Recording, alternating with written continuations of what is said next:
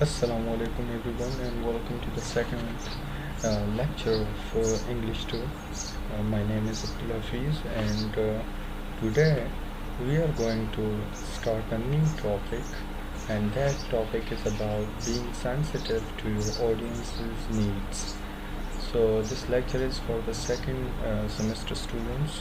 As I have already introduced myself, I will introduce it again. My name is Abdul Hafiz and I am the lecturer of RIF International College, Peshawar. So today we are going to start the topic being sensitive to your audience needs. So in this topic, actually readers and listeners are more likely to respond positively when they believe messages address to their concerns. So Martin Scholl and other successful communicators will tell you that audiences tend to greet incoming messages with a selfish question. For example, what is in this for me? Or if your target readers or listeners don't think a message applies to them, or if they don't think you are being sensitive to their needs, so they won't pay attention. You can empower your audience sensitivity by adopting the you attitude, maintaining good standard of etiquette, or emphasizing the positive and using bias-free language. So today we are going to deal with each and everything. Okay, the first thing that is you have to adopt the you attitude. So using the you attitude, what does it mean? It means that you are uh, actually whatever is written in this slide, I will also target those things, and further I will also explain it. So centered communication and the you attitude. So speaking and writing in terms of your audience's wishes, interests, hopes, and preferences. So on the simple level, you can adopt the you attitude by replacing the terms such as I, me, mine, we, us, and ours with you and yours. So adopting the you attitude means speaking and writing in terms of your audience's wishes, interests, hopes, and preferences. So it means that you are already becoming familiar with the audience's centered approach, trying to see subject through your audience's eyes.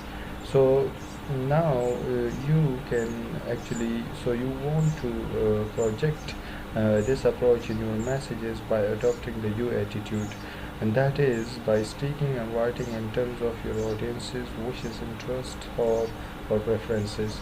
So on a simple level, you can adopt the you attitude by replacing the terms that refer to yourself and to your company with the term that refer to your audiences. So, on the other hand, use you and your instead of I, me, mine, we, us, or ours. Now look here, the same thing has been discussed over here. Just as we know, there's it's a matter of demonstrating genuine interest in your readers and concern, for their needs. So you can use you 25 times in a single page and still offend your audience or ignore readers' true concerns. So if you're writing to a retailer, try to think like a retailer. If you are dealing with a production supervisor, so put yourself in that position. If you are writing to a dissatisfied customer, so imagine how you would feel at the other in the end of the transaction. So write this: if you need a quick response, please submit your purchase order request on Tuesday. Instead of this, Tuesday is the only day that we can promise quick response to purchase order requests. We are swamped the rest of the week. So what we have to do, so instead of this, write this. It means that in the right written, instead of this we can do what, we can write down like, so instead of write instead of this, so you can write this, just like as I told you the example. Today is the only day that we can promise quick response to purchase order request. We are swamped the rest of the week. So we offer just like we have this example. So instead of this example we can write this: if you need a quick response, please submit your purchase order request on Tuesday. We have another example, and that example is instead of this, if we say we offer MP3 players with 50, 75 or 100 gigabytes of storage capacity, we can say that you can choose an MP3 player within 50, 75 or 100 gigabytes of storage. So a customer will be satisfied that okay, now the language is actually in such a way.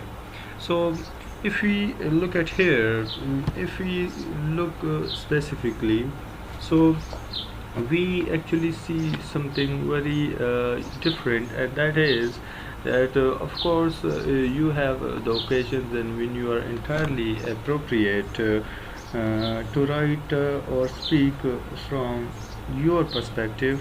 So such as when you are offering your opinions or reporting on something you have seen.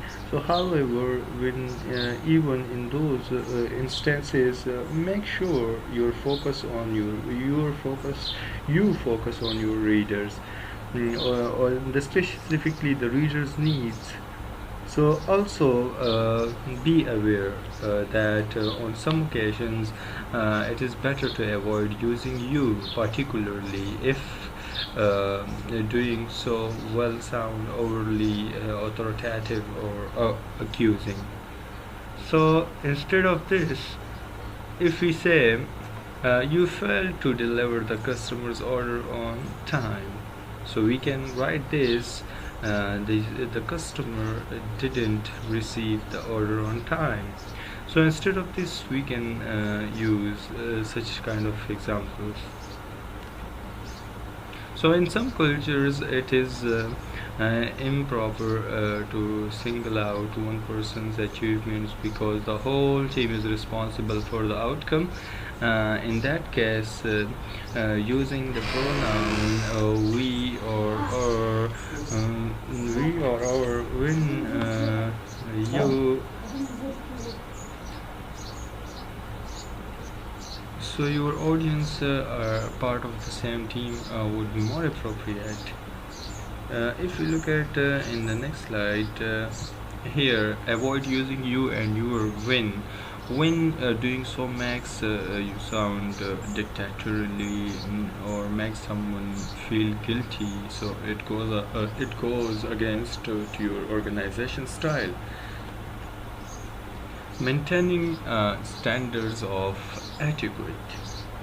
Maintaining standards of etiquette means that good etiquette shows respect to your audience and helps foster a more successful environment and communication by minimizing negative emotional reaction. So a good etiquette not only indicates respect for your audience but also help foster a more successful environment for the communication by minimizing negative emotional reaction. Even if a situation calls for you to be brutally honest, so express the fact of that matter in a kind or a thoughtful manner. So use extra tact when communicating with the people higher up the organization chart or outside the company. So here in this slide we will discuss that instead of this. So how once again you have managed to bring out the entire website through your incompetent programming. So you have been sitting on our order for 2 weeks, and we need it now. Look, here is a slight difference, and the difference is your choice of selection. So how will you select some of the words? That thing actually really matters. So if you write like this, let's review the last website update to explore ways to improve the process. Our production schedules depend on timely delivery of parts and supplies, but we have not yet received the order you promised to deliver 2 weeks ago. So please respond today with a firmly delivery commitment. Look, here is actually the huge example we can see. So look, if we look at the previous slides, so here the language that is used is completely different as compared to here. So you should speak like this, or you should treat your customers in this way if you are dealing with someone, or if that is supervisor, if that is customer, or if that is someone else. Maintaining a standard of etiquette if you know your audiences well. So a less formal approach may be appropriate. However, when you are communicating with people who are overthink you, or with the people outside your organization, an added measure of courtesy is usually needed. So emphasizing the positive. Okay, so emphasizing the positive, what does it mean actually? It means that you will encounter situations throughout your career in which you need to convey unwanted news. However, sensitive communication understands the difference between delivering negative news and being negative. So never try to hide the negative news, but look for positive points, and will foster a good relationship with your audiences. So look, you can communicate negative news without being negative. Okay, before moving forward, this is the part one. You should also look at the part 2. I'm going to make part 2 of this lecture. So the second lecture, part 1, has been completed. So inshallah the further slides will be discussed in the second video. So you must watch that second video. And before going to start the second video, let me tell you that if you have seen this video, you must make notes by my lecture especially, and by this slides. So it is quite necessary for all of the students. So see you in the next video. You must, in order to learn this topic, you must watch the second part of the second lecture. Thank you.